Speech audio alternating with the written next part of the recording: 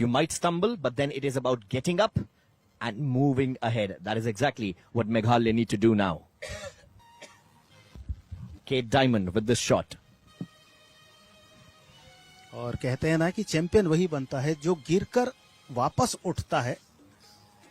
लंबा होल्ड के बाद नियंत्रित रखा और बहुत समय लिया, 10 पॉइंट का स्कोर किया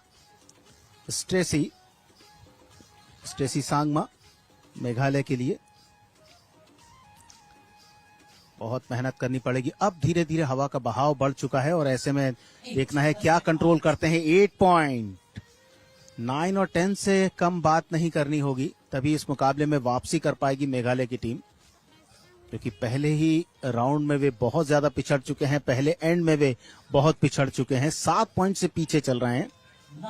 The winner of the gold medal at the Khelo India Travel Games 2026. Please put your hands together for Team Meghalaya.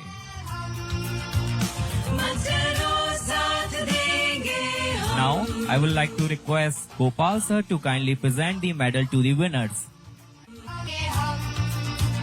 आगे बढ़ना चाहते हैं हम, मजरों साथ देंगे हम।